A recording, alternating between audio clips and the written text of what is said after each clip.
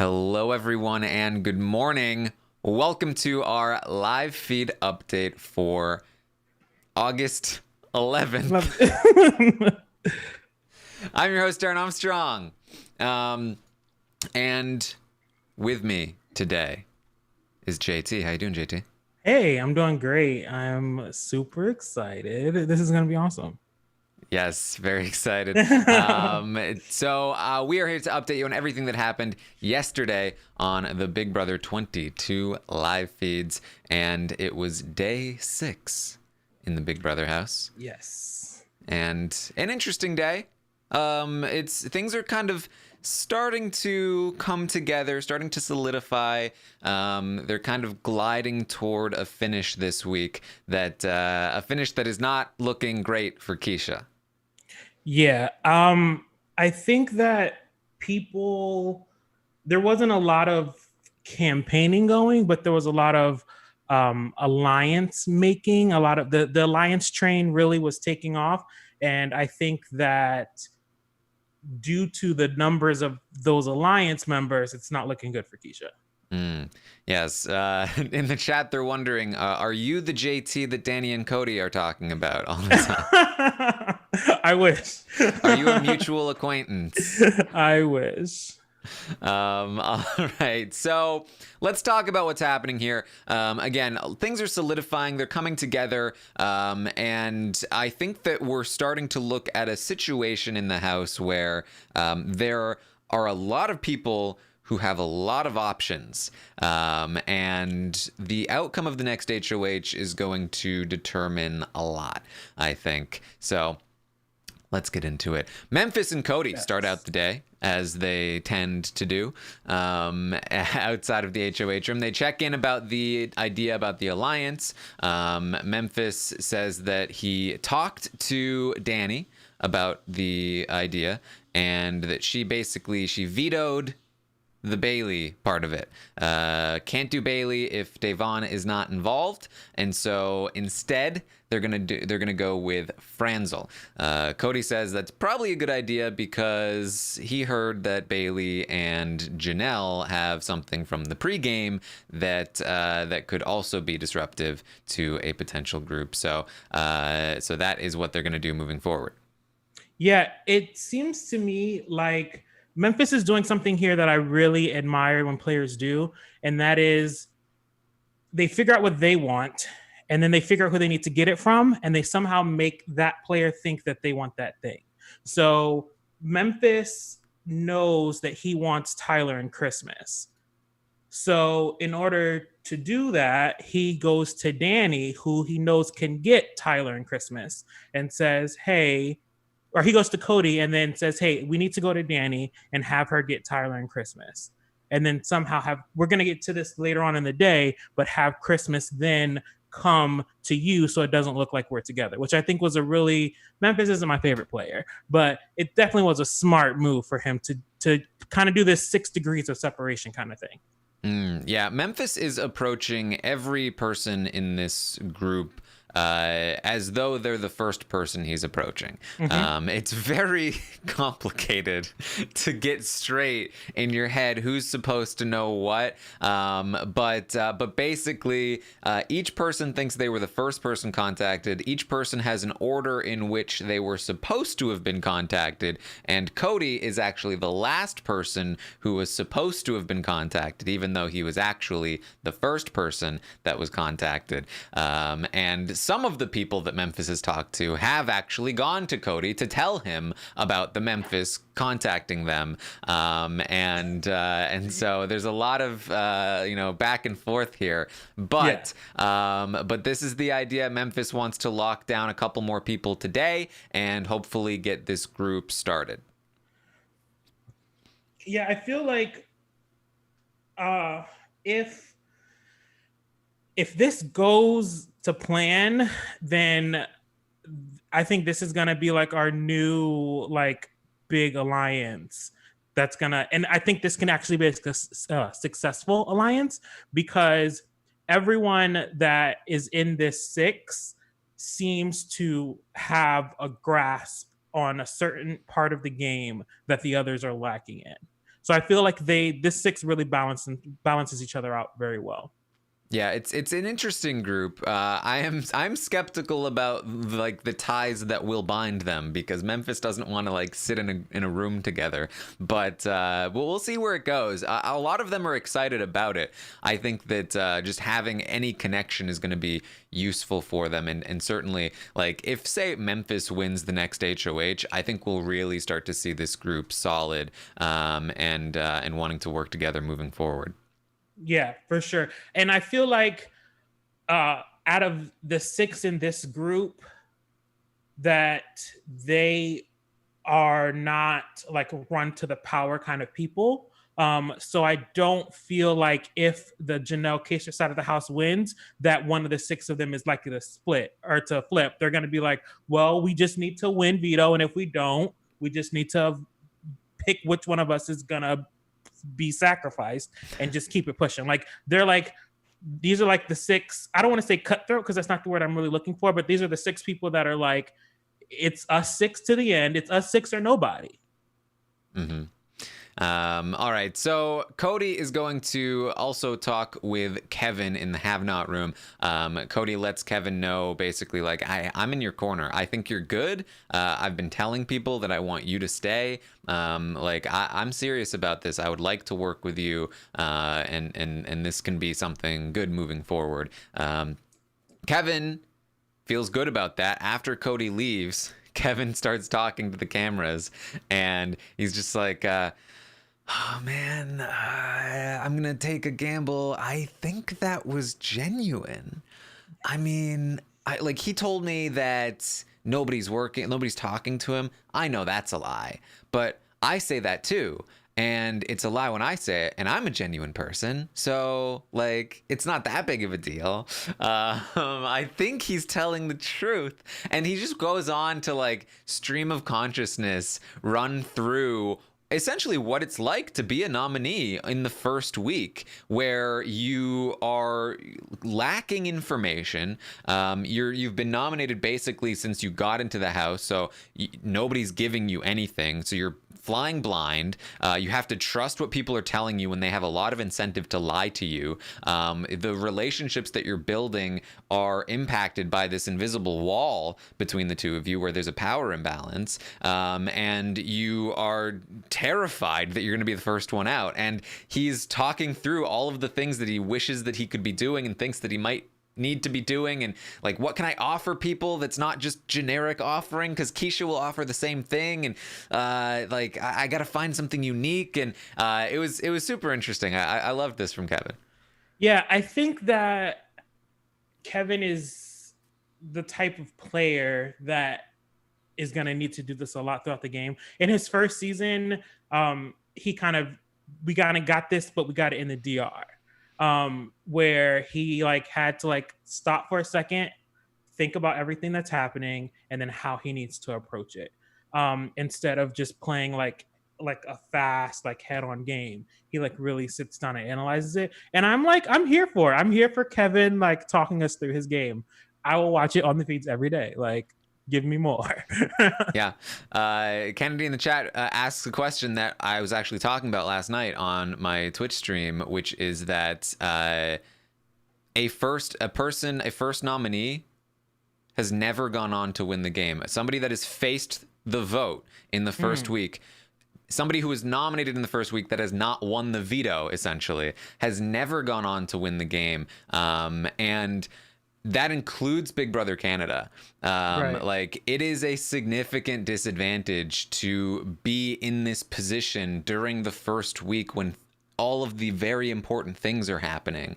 And like, you can see like, because like Kevin and Keesha, we know they're great players, right, but they're stuck in this position where they are nominated in the first week and they are floundering. And we're seeing good players look like terrible players. And it's rough.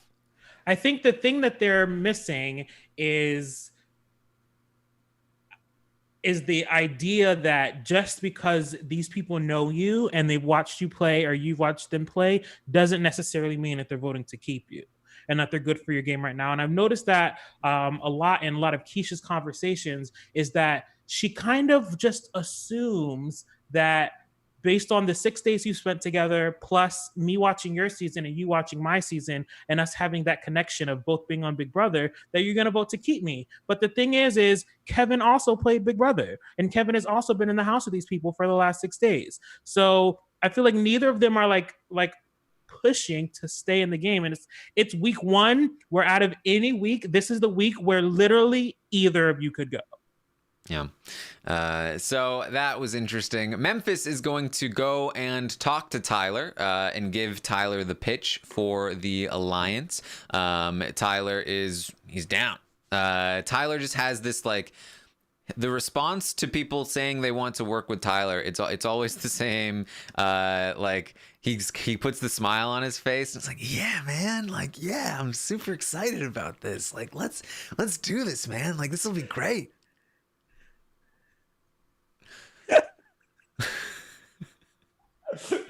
It's true though. Yeah. I feel like Tyler knows that he's the man to pull in. Like, Tyler has positioned himself in the house to where he knows that he's the middleman. Like, him and Devon are like the two middlemen of the house. And like, depending on what side they go to, depends on what house will have the numbers for this first, pre-jury portion of the game. So I think that him like being so gung-ho to everyone is really like, it's putting him in a better spot than he was on day 4, where people were like looking at him like, oh, I don't know about Tyler, but he's using that social part of his game that we all know and love from the beginning of 21. And he's doing his thing, I guess. I'm like I said, he's setting himself up, but I'm kind of scared for him that people are gonna notice it earlier than they did in his season. So Memphis is also going to go and make the pitch to Franzel. And she was about to talk to the cameras, actually, which I was pretty curious to hear about. But she said, I really want to talk to you guys, but I'm so nervous that. And then Memphis walked in. So Memphis walks in. He gives her the pitch. 6 people, and I was gonna bring in Bailey, but then Danny said no. So we're all good socially, and we all stand apart from each other, and we don't get into a room because we don't need reassurance. And Franzel's down. She's in. After Memphis leaves, she gives like a thumbs up and smiles. She's like, that was really good. I'm really happy about that. Yeah. This conversation really. Sorry, my internet. No worries. You're good now. You're good now. Okay, good. I think that in this conversation, Franzel is doing the thing that she does a lot, which is like trying to play the game, but also like trying to like stay meek and mild, which is that's how she won. But I don't want it to be. This is the feeder coming out of me. I don't want it to be too much because it's starting to get too much. It's starting to get too much. I have lots of patience for Franzel. Well, there you go. A lot of people don't. I have lots of patience for Franzel, but it's getting a little too much. Ian is going to have a conversation with Nicole Anthony, and they're kind of talking over like where the vote might go. Are they working together? That like more of that. Nicole Anthony has been sick from the slop. Ian was as well. But she's kind of starting to recover today, starting to have more conversations again. So she's having this conversation with Ian, and Ian is talking about how he feels the vote might go. And he says, I feel like the vote is going one way, but I would prefer the other way. And so Nicole is like, well, what are the ways, Ian? And Ian says, well, I think like I'd like for Kevin to stay, but I feel like Keesha's staying, which is wrong. But he believes it. And so Nicole Anthony says, I agree. Like, I would love for Kevin to stay. Like, if Kevin goes, like, you know, the people like us, Ian, like the nerdy types, like, we're going to be next. Like, it's going to be one after another. And Ian's like, yeah, I mean, like, look, I'm fine with voting however I want. Like, I don't care which way the House is voting. Like, I don't like when people do that. I'm going to just vote based on how I feel, and that's just what I'm gonna do this season. And so Ian leaves, and Nicole starts talking to the cameras, and her response to this conversation was great. He is effing fooling himself if he thinks he can work with them on the Keesha train, because if he votes out Kevin like I think he is, then he's going to be targeted once Kevin leaves. He's at the bottom of that group. I don't know why he thinks he can do this. That Kaser, Janelle, Cody, Danny group, them all working together. The same thing is happening that happened last time. I can't believe it's happening again. Oh man. I need to go out and talk to more people. No, I can't talk to more people. That's how I got in trouble last season. Oh man. Yeah. Nicole has a horrible case of PTSD. Like, it's so bad. She is literally like living in horror of her last season. But later in the day, she begins to wake up a little bit. But this was like feeds gold. I watched it like twice because I just could not get enough of Nicole A like spiraling. It was great. It was really good. It was a lot. It was a lot. So we she is gonna get out there and start talking to more people. So we will start to see some of that. But she goes and she talks with a couple of other people.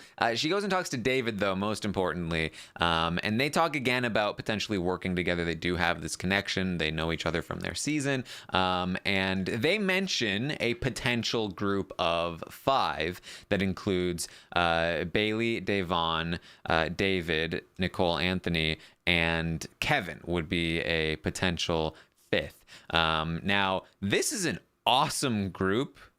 I love it. I don't think it's going to go anywhere. Right.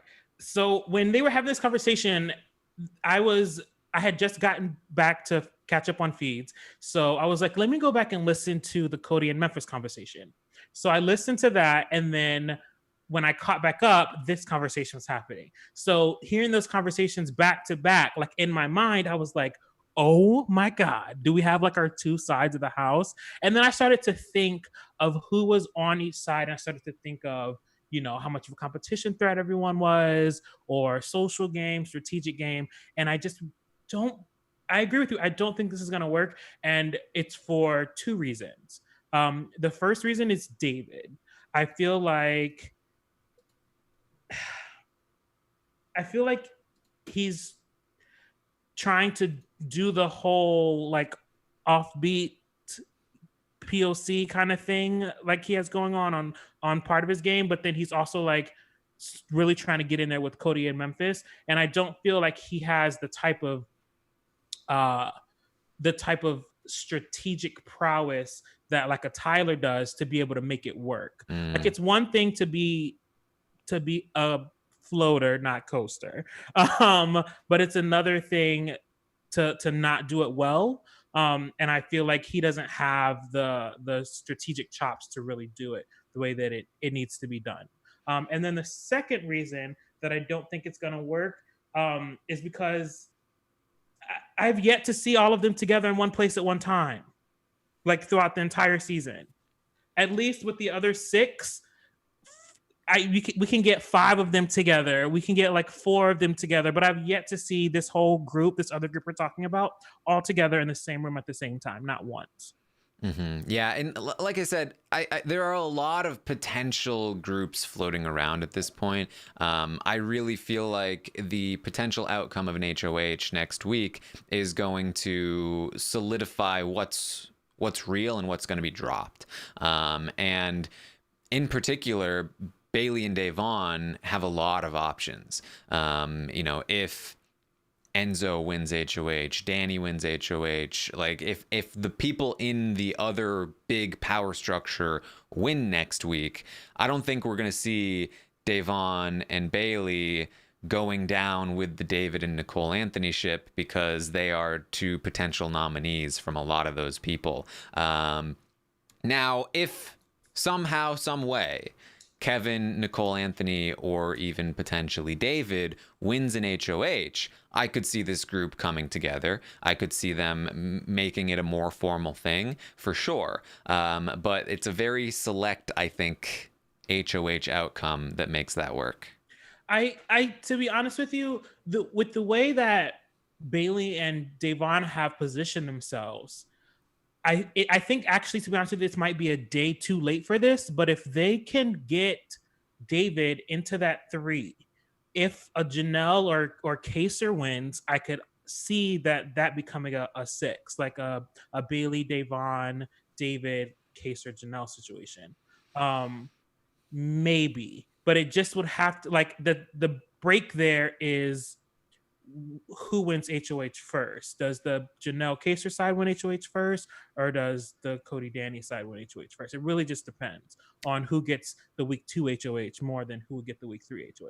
Yeah, I could see if Janelle or Kaser win the HOH. Absolutely, I think that Bailey would help pull in Davon, and Nicole Anthony would come with Davon, and David would come with them, and they could kind of rally around the Janelle and Kaser side of things.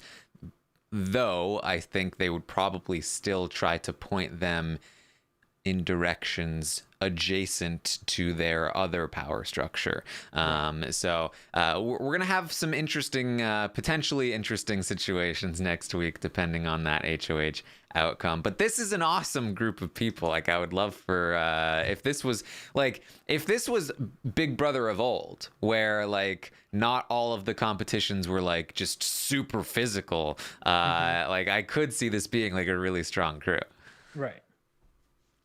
All right. So we then have Kevin and Danny are going to have a conversation. Kevin's freaking out a little bit because he was talking to Ian, and Ian was telling him that he feels like Keesha might have the votes to stay.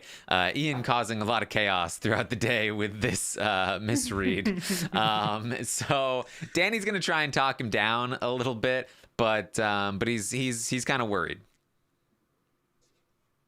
Yeah, I didn't, during this point in time during the day, I was really focused on Davon. And I like followed her around the house for like 3 hours pretty much. And so I really didn't catch much of this. But I just want to say that I feel like Danny put in work on this day. I definitely feel like she is 100% on the Keesha go home train. And with Ian being like creating so much paranoia and being so wishy-washy, I'm not sure that he put the best taste in Danny's mouth. Yeah, and that's the thing. Like, I was like, oh my god, like Ian's information is going to become a self-fulfilling prophecy because it's freaking Kevin out so much that he's going to cause people to actually want him to go home. It hasn't happened yet. He's still very safe, but if anything could shift the tides here, we'll see. So Memphis is going to then go and talk to Christmas and give her the alliance talk. She is also down for it. And with that, they're all pretty much in the loop, and ready to go and talk with, make this thing happen. Christmas is going to go and talk to Cody about it. So this group is they're all informed. They haven't come together, officially, and they don't really plan to. Memphis does go and talk to Tyler again later. They do a couple of checkups, and they are all. It's a very interesting way to form a group. I'm honestly pretty curious to see where this goes, because I don't think I've ever seen an alliance come together in this way, where it really is one person reaching out to a bunch of different branches and not pulling them together. We'll see. I'm skeptical myself, but we'll see. Same. So I got all the Cody stands out there. I'm sorry for what I'm about to say. I got a lot of wannabe Derek vibes from Cody this week. I got a lot of wannabe Dan vibes from Memphis this week. I feel like Cody and Memphis, like in their own little worlds, are like, they couldn't get the heroes, so they got the sidekicks.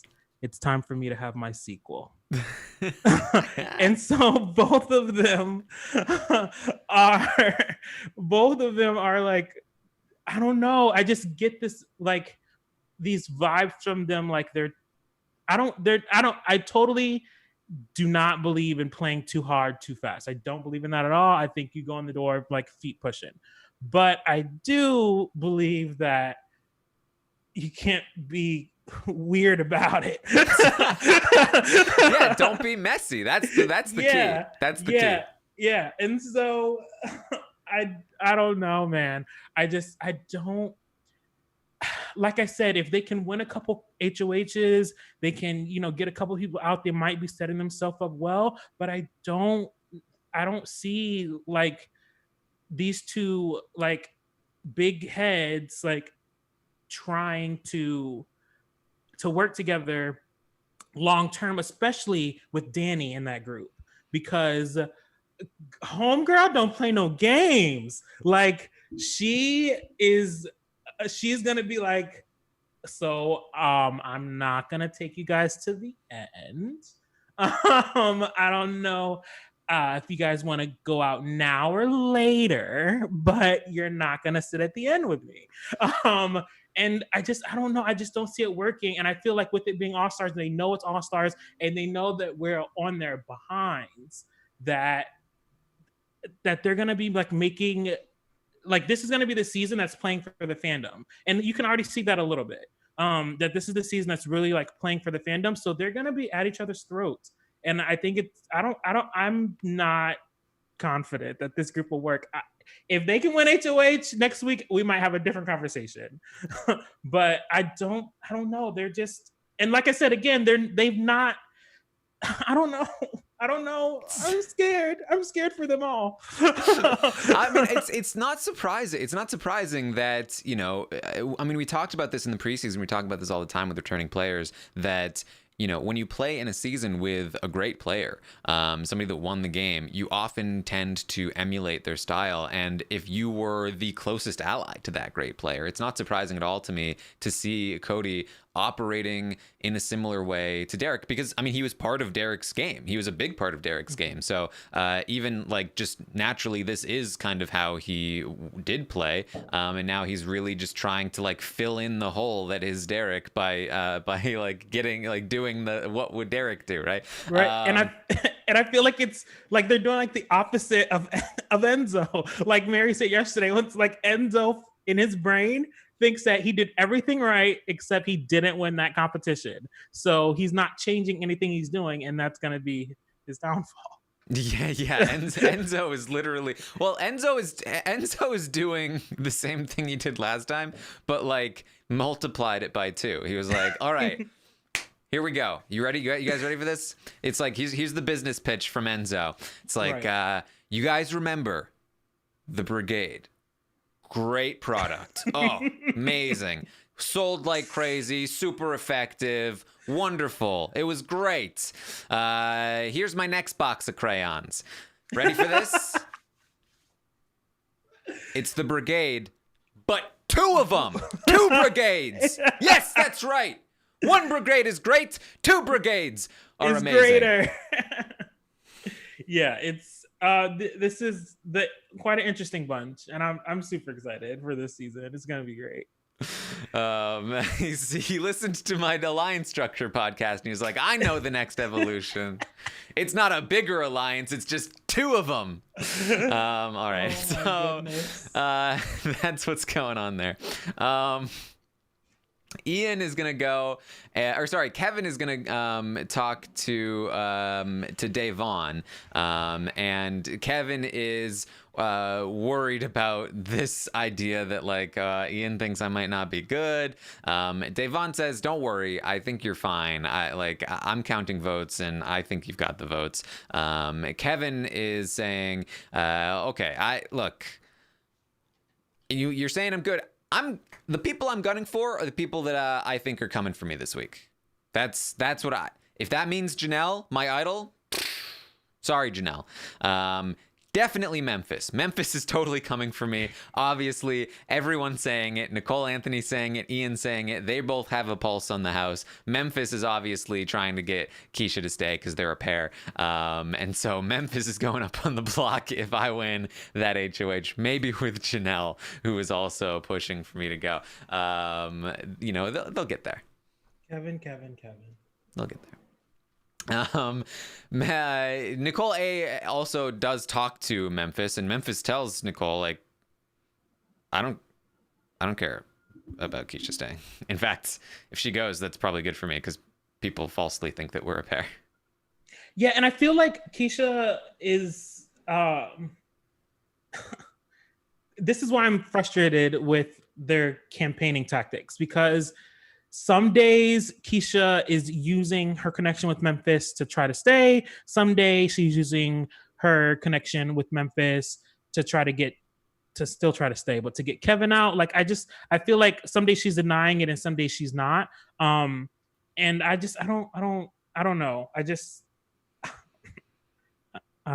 I just feel like that. I mean, is this your Keesha impression? Yeah, kind of. Yeah. She's basically, her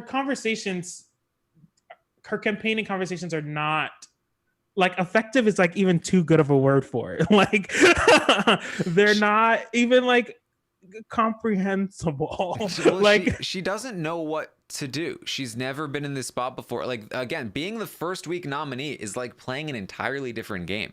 All of these people, even David, have never experienced what it's like to be the first nominee, and like really just feel that sort of like, again, they're completely left out of everything. Keesha in her first season was in the first week like part of this like big overthrow, and then was part of an alliance, and she had information, and she was able to get a taste of power.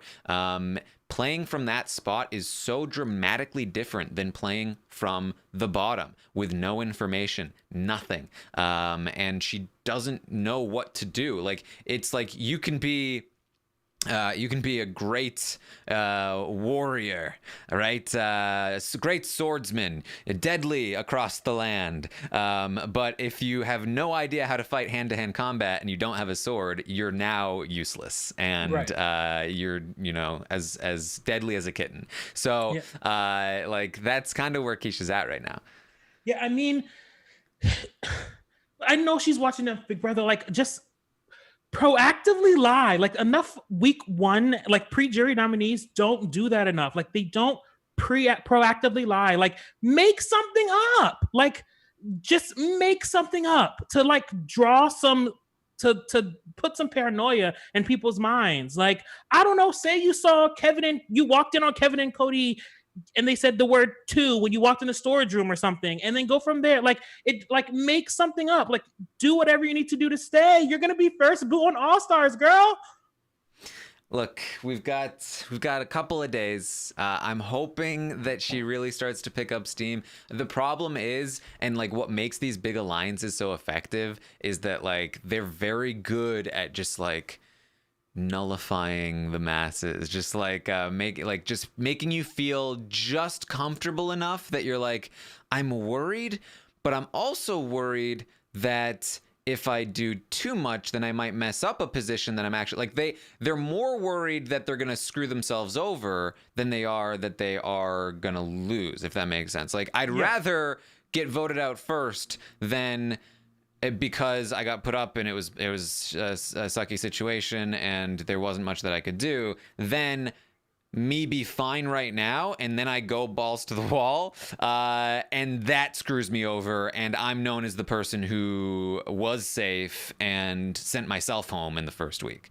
So Yeah, and I agree. Like Brent said in the chat, that she doesn't care. She got her 40K, and I feel like if you gave me the list of the 16 like players and was like, pick one of them that is just there for the check and doesn't care when they go. They would like to win, but they don't care when they go. I probably would have said Keesha. I mean, TBH. I personally, I think Keesha has a drive to be there. I mean, I think they all do. Keisha's probably on the lower end of the spectrum in terms of drive. Like, she's not like a super fan by any means. But like, I think she wants to be there. Like, you know, I think it takes a lot of desire to go in as an alternate and say I'm gonna quarantine myself for 2 weeks on the off chance that somebody else gets kicked out. Yeah. So, I feel like out of the rumored alternates we had, that like if Keesha wasn't the one to go, she'd have been like, oh well, that was a good 2 weeks away from my kids. I'm a good 2 week vacation. I guess I'm gonna go back to, you know what I'm saying? Like I feel like I don't want to say that she is like not there to play or that she's just like nonchalant or lackadaisical. But I do feel like she's like, well, I'm on the block. If I go, I go. And I don't think that, like, I don't know, maybe because I love this game so much and that I have waited in 6-hour lines in the freezing cold in New York City every summer to try to get on this damn show, like for the last like 6 years.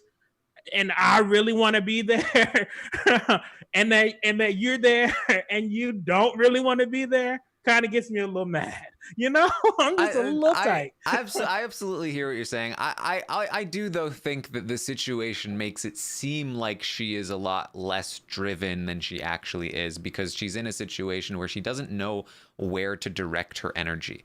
That like she lacks the information to know where she needs to be doing things, and so she's just kind of like, she has all the, I do think she has the drive, she just doesn't know where to put it, and so it makes her look like she just doesn't care. I do think she cares, but I think I like I said, I do think that it's maybe not quite as much as some of like these super fans, but I do think the drive is there. It's just like, it's just stuck inside of her, and like which way do I turn? Yeah, and I also want to like remind people that these, with the exception of people that pick it up well, like Janelle, who was playing like a new school player in the old school days, or Kaser, who was playing like a new school player in the old school days, like Keesha is used to a cast and a version of Big Brother where your social game sometimes outweighs your strategic game, and that's just not how it is in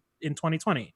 Like sometimes your strategic game needs to outweigh your social game. There really is, I think, a bit of a divide here. The new school players, some of them at least, are like really up on current meta strategy. Like like, you know, Cody knows what he's doing. Danny knows what she's doing. Franzel knows what she's doing, even though she's a flawed player. Like like some of these players like really know the most up to date, like best ways to play this game, and some of them are kind of stuck in a previous version of the game, a previous meta of the game. And I think, you know, you have somebody like Memphis, who is like somebody who was in a previous meta of the game trying to adapt without having like the extensive knowledge of having watched all these seasons. And this is kind of what we're seeing, right? Like this weird sort of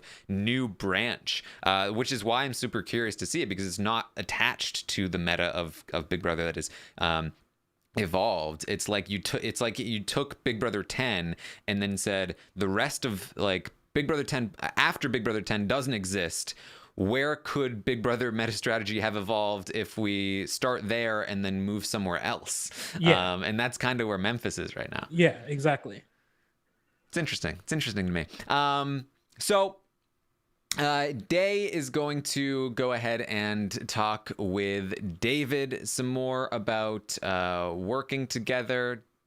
Did I already? No, yes, we didn't say this yet. That David says he's continuing to play dumb. And Davon is like, did you lie to me about knowing things? He's like, yeah, before, I mean, that was before though. He's continuing to act like he doesn't know what he's talking about, and that he does want to work with her. They also think that they can work with Nicole Anthony. He mentions that, she brought up working with them. So, this is, I do think these people like each other, this group, Right. the potential group. But like I said, I think you need power to solidify a group, especially when you have people like Davon and Bailey who have a lot of options and other options with groups that do have powers, or do have power. And even David has a little bit of connection, through Davon and Bailey, through Tyler to a group in power. So we'll see. We'll see. I just don't want David to play dumb too much. Yes. Like there's a fine line between, because everyone here knows that you played the game or you wouldn't be here. So you were in the house for I don't even want to put a time limit on it. You were in the house. You attended ceremonies, you attended competitions.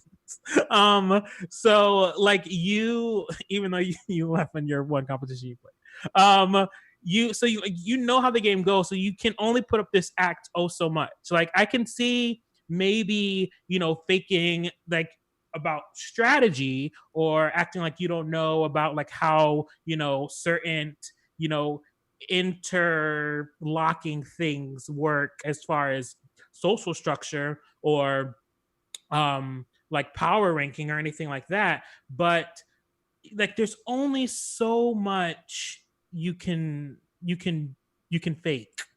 You know what I'm saying? Yeah. Like, well, and I think like more importantly, like you need respect in the game. Like people need to respect you. You need to add value to a team.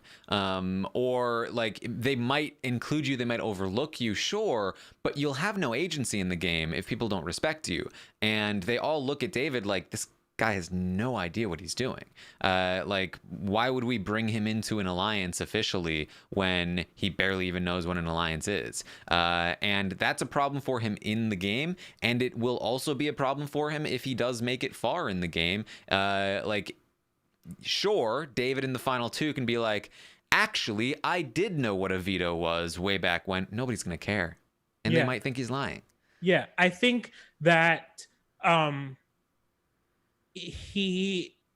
wherever he gets pulled in, he'll be pulled in as the number. He'll be pulled in as we need to get our target out. So to make sure that we do, we'll put you up as the pawn. He's going to be used as the go-to guy to go do the dirty work so that the blood is on his hands and on no one else's. Like he's just going to be like tossed around and used like something that's tossed around and used like a rubber ducky. Yeah, like a rubber ducky. I was trying to think of a good Big Brother pun, but hey, there's plenty of rubber duckies in there. So Ian is gonna have a check-in with Franzel. Ian tells her that he thinks that's Keesha's gonna stay. Franzel, though, is curious about his relationship with Davon because, as I talked about yesterday, Franzel is kind of using her relationship with Ian as kind of a bargaining chip, as currency to get in good with other people, including Davon, who was worried about Ian. And so she saw that Davon was talking to Ian a lot throughout the day. Davon is doing that because I'm sure she doesn't want to have to rely on Franzel for Ian's relationship. Mm-hmm. And Franzel, I'm sure, is wondering how did this go because she does want Davon to rely on her for her relationship with Ian.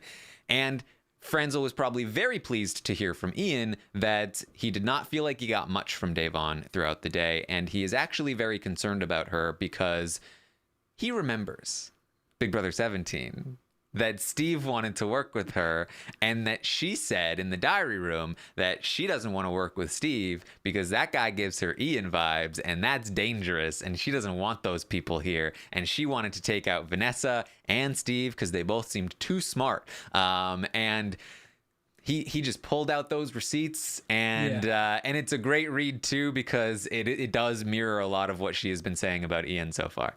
Yeah, I don't know, man. Like, I love a good candid DR, but you never know when someone you're gonna play with 3 years from now is watching your diary. Yeah. He's nervous about that. He's nervous about that. Then Keesha came and started campaigning to them. So Janelle is going to talk some more with Bailey, and they talk more about working together. They're, like I said, a lot of reason to believe that that this is one of the pre-game relationships that Janelle had that did not crumble, and they seem to get along pretty well. They talk about working together. Janelle also mentions that she likes Danny a lot and wants to work with Danny too, but she is a little bit skeptical about how close Danny is with Franzel. That worries her because, Janelle and Franzel, one of those pregame relationships that did not do too well. Right.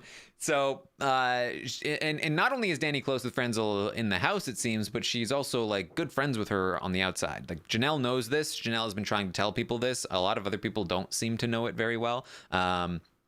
Or don't believe it that much, because they're later going to have a conversation, Day and Danny, about like, not that close with Franzel. But Janelle and Bailey still, they've got something. This could be the saving grace of Janelle and potentially Kaser if she's able to maintain some of these connections to people in power positions like Bailey. Yeah, can I just say, I never thought that I would say this after watching BB20, but Bailey, I think, probably has the most social capital in the game. She's good. Here's the thing I noticed about Bailey is she has this thing that you have to do when you're playing these games, where you have to connect with the person personally before you can connect with them strategically. And she finds even the most little minute thing that she has in common with you. Like, who would think that Keesha and Bailey has anything in common? But when Bailey comes to her as a person and just starts to talk to her, things start to open up. And she realizes, oh, they're both beauty queens. Like, oh my God. Like, now this is her in with Keesha in case Keesha stays. Or with Janelle, or anybody in the game. It's like, if I can't find something personally that we have, the one thing that I'm for sure we have in common is that we both played Big Brother. So now let's get deeper into your season of Big Brother or my season of Big Brother and talk about things. Like, she was talking with Janelle, and I think it was Day, about the Swaggy situation with last season with Tyler and Kat.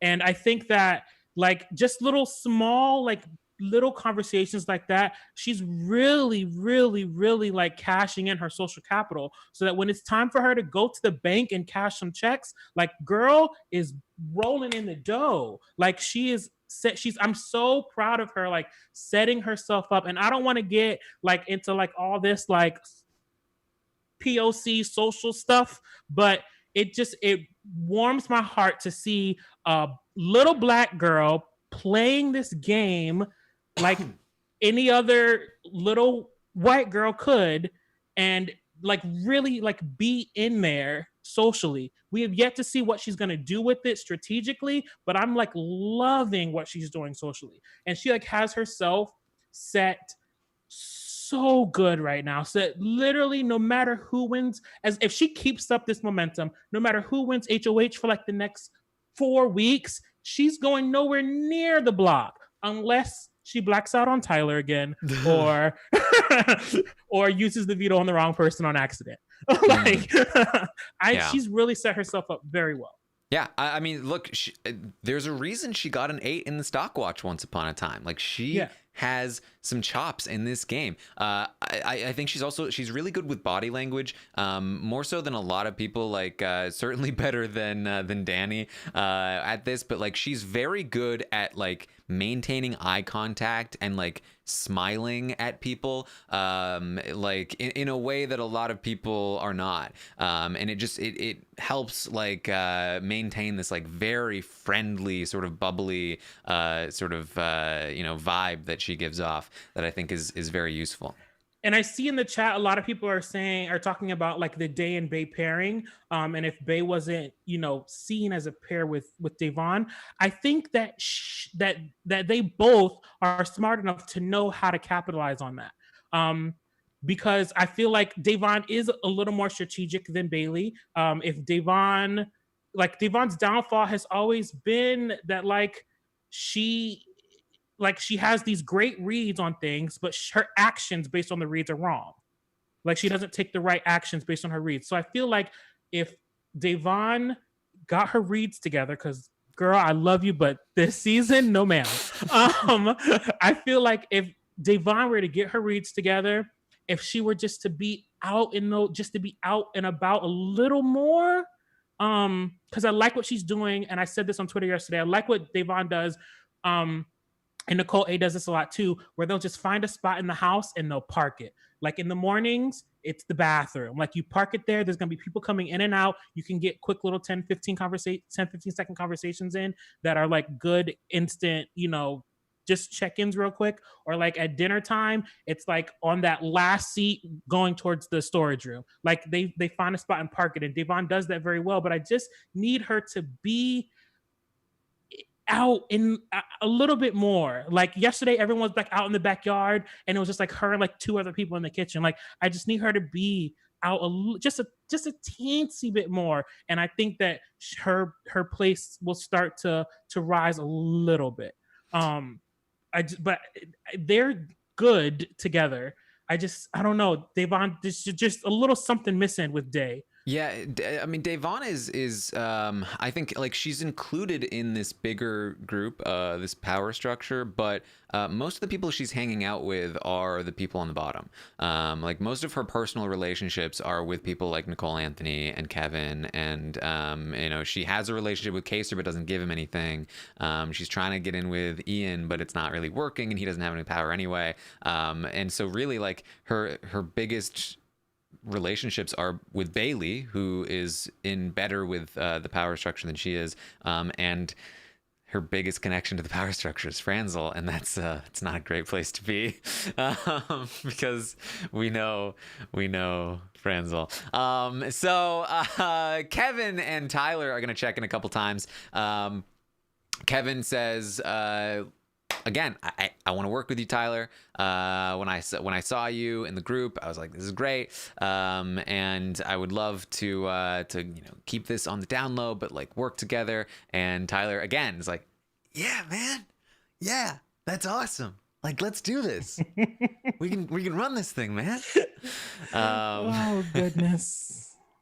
Kevin is also going to talk with Kaser. Kaser is not going to give Kevin a solid sort of like decision on the vote. He's kind of just like, I'm still not sure yet. I haven't talked to people. And when most other people are telling Kevin like, you're good, it's not great from Kaser. Kaser does try to talk to Devon. Because they do have a good relationship. Like, it's fun. They have a fun dynamic. But there's a barrier in between them. Like, every time Kaser tries to bring up game, Devon gives him nothing. And she kind of opens up to him in this conversation. She says, look, you kind of intimidate me, Kaser. Like, you can be a lot sometimes. And he's like, look, I'm an intimidating guy. I'm too handsome. She's like, yeah, like we had that conversation upstairs, and that was when Keesha talked about the importance of like standing up for what's right, and how he went on the show in season 6 to like, represent his culture, and it was like a good conversation, but like when it comes to game, it's like you're so intense, man. And Keesha like unfortunately was not able to like capitalize on this opening. He's like, oh man, like I try not to be like, hey, like you can trust me, you can trust me, and like you can trust me is not, Yeah, it's not gonna cut it. Yeah, I think this is a problem you see a lot with returnees, is that, and it doesn't work in a season with a bunch of with all returnees, is that they feel like you can trust me, or I have your back, or like let's do this, man, like is enough. Like you have to like have that social like connection with them, and like if you guys just talk in passing, or just or just talk in groups, like that's not enough there for you to say that. Like you have to like invest in these people, and there's a lot of people that aren't investing in each other, and I think that's where the problem is gonna lie for a lot of these people, is that they're not investing in each other. Yes. So he tries a couple more times to talk game with her. He's like I really thought I was going to be nominated, and that's why I went for that safety. And she just starts to, okay. That's not what I thought, but okay. Like you didn't think that? Like, no. Like, all right. Well, like, what about this vote? Like, what are we thinking on the vote? Keesha, Kevin. She's like, I don't know. I don't know. And yeah, I'm surprised he didn't like. I don't know, like that would be so awkward. Well, he got frustrated. He just kind of like left. He's just like, yeah, oh, all right, I guess that's all I got. And then he like was just, he was kind of ranting to someone after, just like, nobody wants to talk game in this house. And so it was not a great. It was a missed connection there. Danny is going to talk with Day a bit about how they're solid and they're working together, and Danny's not that close to Franzel. And Franzel is going to have a conversation with Janelle and a few other people in the bedroom that they're in, and we're just kind of chit-chatting, and the conversation comes around to like Victor and the like when she met Victor and how she didn't like him at first because she was with Corey, and Janelle kind of asks about Corey, and Franzel's like, I don't really want to talk about Corey, but then she does talk about Corey, and then she comes out and she is like in tears, like oh my god, like Janelle's so evil. She just tortured me. Tortured me with Corey talk. She always does this. She brings up people I don't like, and then I say things that are gonna get me in trouble. Yeah, man. Franzel and her situations. I don't know.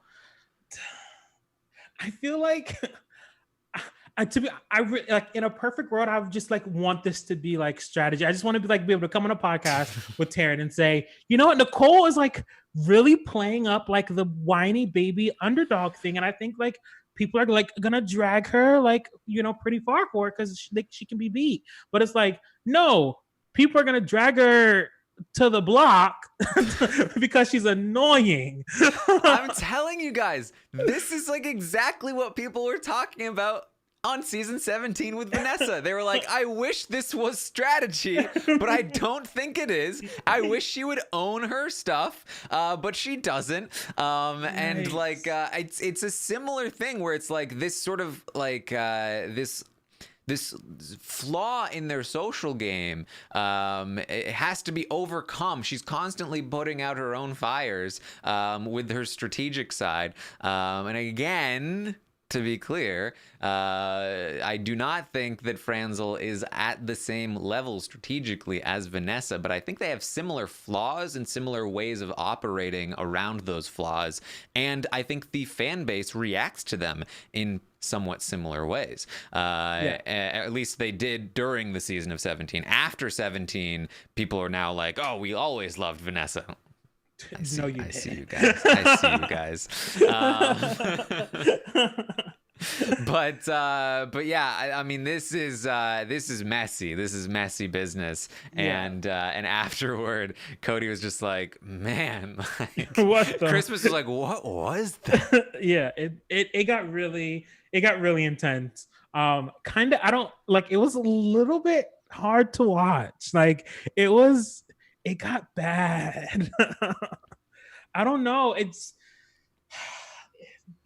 Come on, Franzel, get it together, girl. I mean, this is why it's so frustrating to watch Franzel, because like she does have this ability in the game. Like she knows the game better than most of the people in that house, really. I mean, she's one of the more knowledgeable people about the game in that house. She knows what she's doing, but she is just so flawed.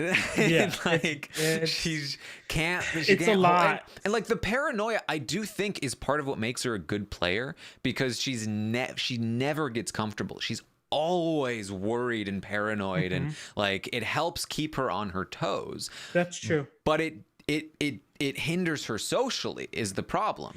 Right. And so she's like constantly shooting herself in the foot socially because of this paranoia. Because like if she could just like separate the paranoia from the the insecurity, then I think she'd be fine. Because if she was paranoid but was able to like keep it to herself and not like super freak out to other people and like cry to them and stuff, I think that would help. I mean, at the same time, it does make her look weak, which helps her threat level, but it also like it makes it hard to work with her in an alliance. It makes it hard to like trust that she's a solid presence. And you hear Cody talking about this with Christmas. Like Cody doesn't want to deal with having to keep somebody, and it's a topic of conversation all the time. Like, you got to talk to Franzel every day. You got to make sure she feels comfortable, because if you don't, she will get paranoid and she will start to not trust you, and she might do something. Yeah, that's why I would never get an alliance with her, because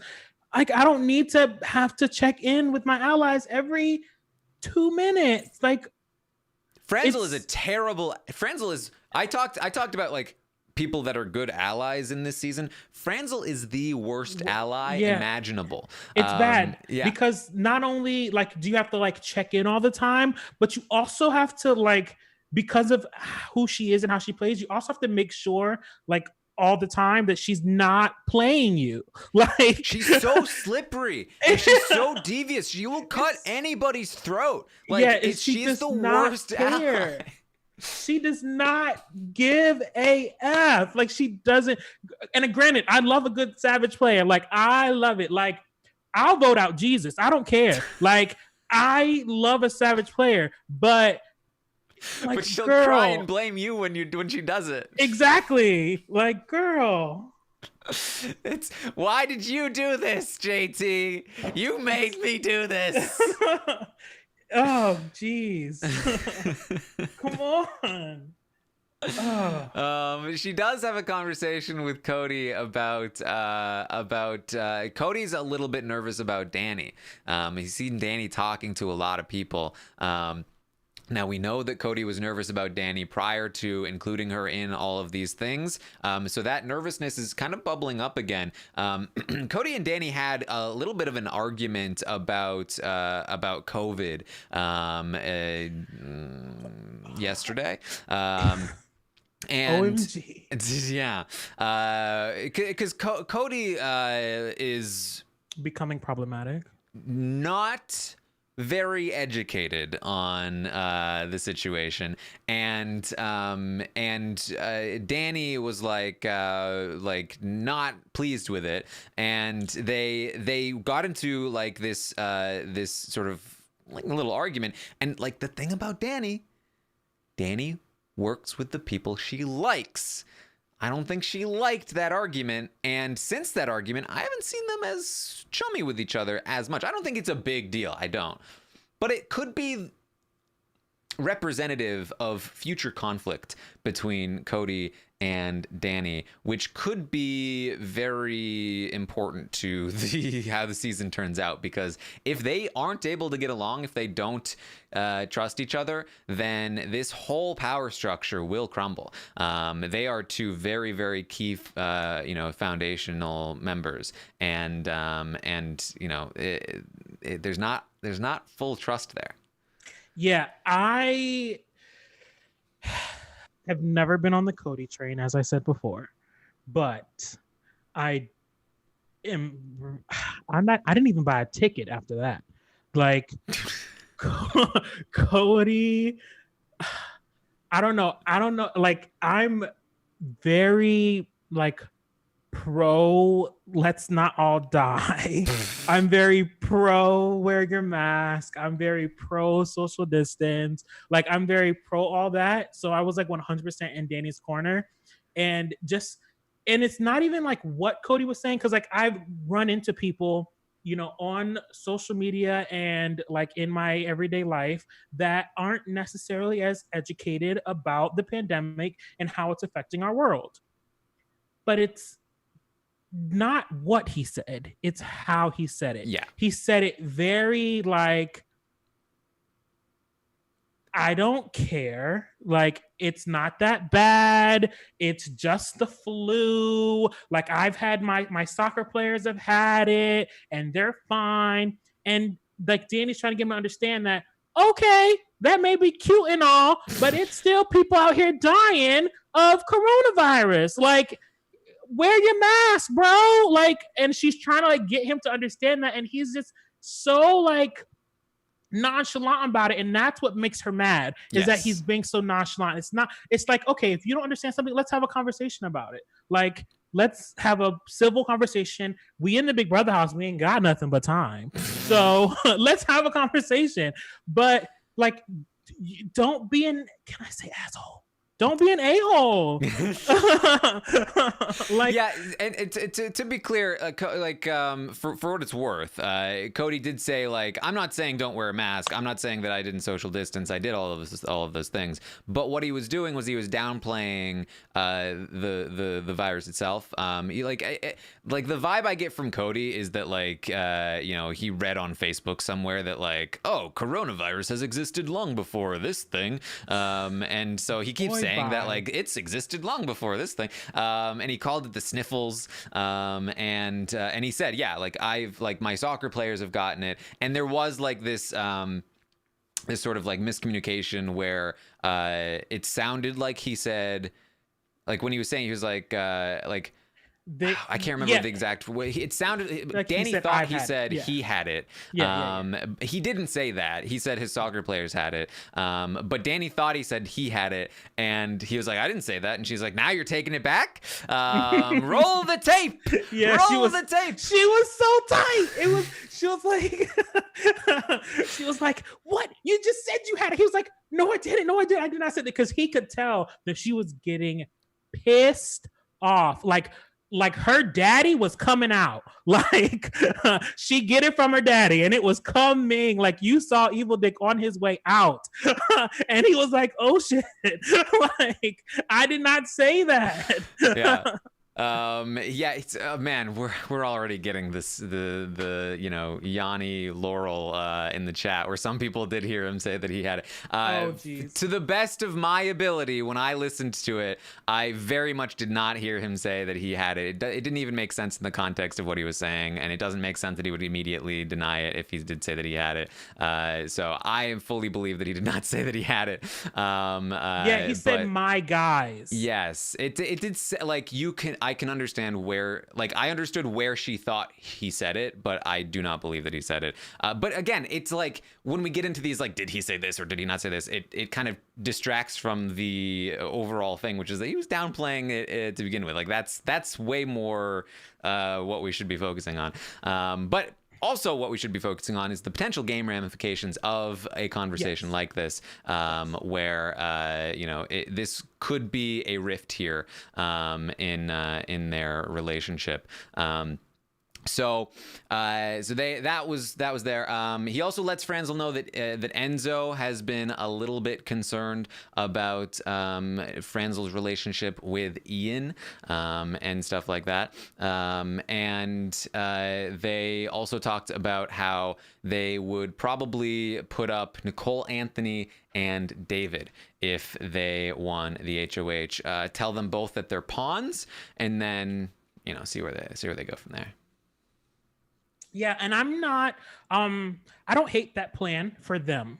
I think that would be a safe route to play. It'd be a route that would allow them to see where the sides really lie, because I think the event in the house that is going to really decide how things go is going to be the week 2 veto.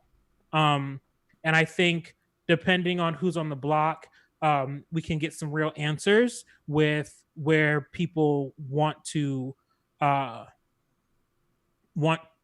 project their game, like the trajectory they want to go on for their game. So I mean, I wouldn't, if they won HOH, I wouldn't hate those noms.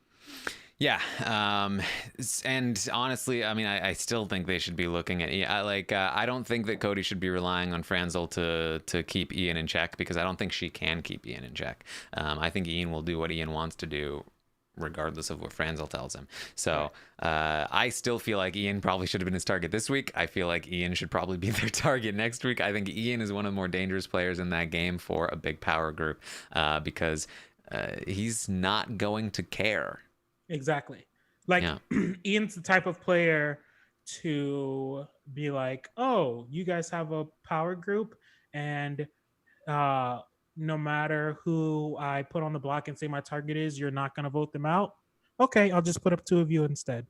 Like, he's like that kind of player. Yeah.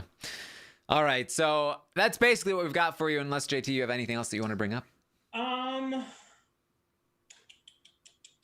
I think we went through we talked about everything that I have in my notes. Okay, I do want to note 2 things. One is that I think that even though I'm all for drawing some lines and us having some alliances that are going to work together and be loyal to each other, I think that Memphis and Cody are making a huge decision by making Danny their middleman.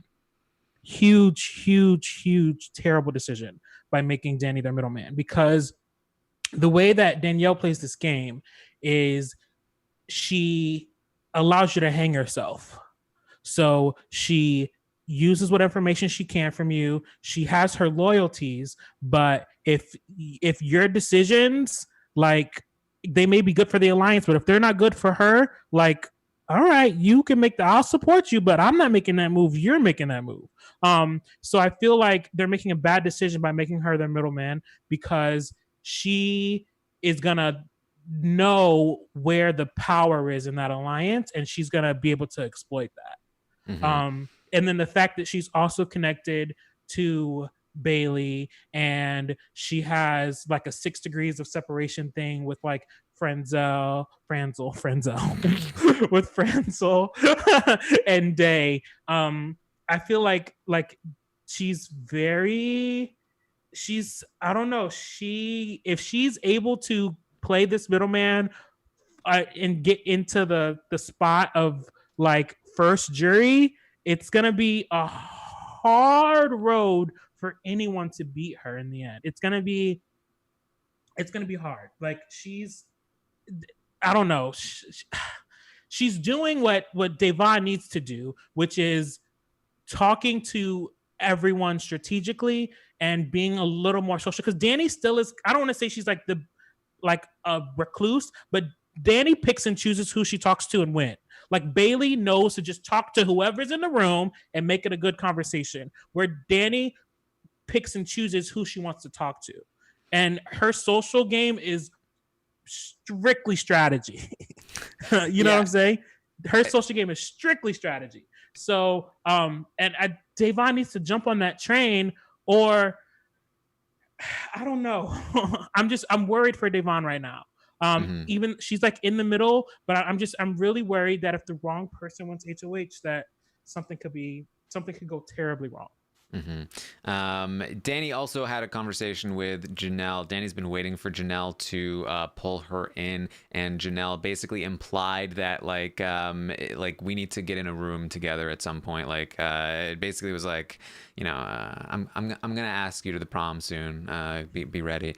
So watch out for that. And the people in the chat mentioning they want to hear about the Tyler and Christmas conversation. They talked about the alliance, the Memphis alliance, and they were like, I mean, it's fine. Like no reason to say no. Right. They're still working together. They're still a solid pair. Yeah, I think that they are well enough players to know to not say no to an alliance, but they know that in the end, like when push comes to shove, that it's the two of them. But everyone feels that way with Tyler, unfortunately. But I think Christmas played it very well when she was talking with Memphis, and she played it as like, oh, that's a great idea. Like, I'm totally down for that. I'll talk to Cody and we can make it happen, knowing good and well that her and Tyler are already a two. So I think that, to be honest with you, I'm also not a fan of Christmas, but she's sitting. You don't like Christmas? You don't like presents? No, I don't like Halloween at all. She's in a pretty. I don't want to say she's in the best spot, but she's probably in like the top 7 spots of where people are situated as far as danger to not be nominated. Yeah. Yes. And then Memphis is very upset at production because of the coldness and the being a have-not. He was like, if you don't want me to complain, then fix it. And he kind of had a little freak out on them early in the morning, as in late night. And then I've been forgetting to mention this with Rob, because I think Rob will love this. But they have a bidet now in the bathroom that Kaser requested, and I think Rob is just gonna love this. The BB bidet. The BB bidet, yes. And Kaser's the one that got it there, and so they were talking about it yesterday in the hot tub, and they found Kevin and I think Tyler found out that Kaser's the one that got it there, and they're like, "Oh my God, it's there because of you! Thank you, Kaser. That's amazing." And Kaser's like, "Yeah, look, if I go, it goes. So keep me around." Yeah, Kaser was a huge hit on Twitter all day yesterday for various things, because of his birthday party, the BB bidet, the green shorts movement that he had going on. There was a lot going on with Kaser yesterday.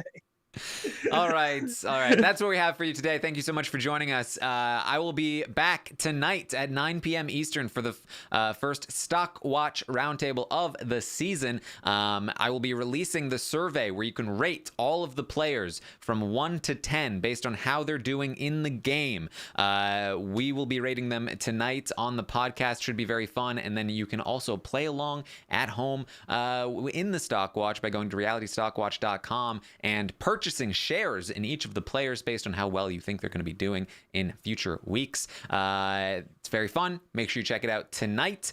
Make sure you find me on Twitter at Armstrong Taran so you can fill out that survey and give your thoughts about the players and how they're doing and all of that.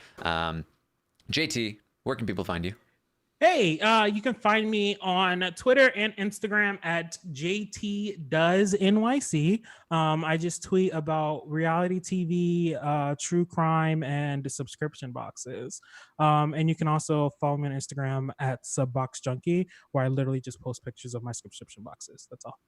There you go. You can also find me on Twitch, twitch.tv/Taran Armstrong. We hung out watching the feeds last night. It was pretty fun. So Do that. Find it. Give it a follow. Yes, it's awesome. Thank you. We'll see you next time. Later, guys.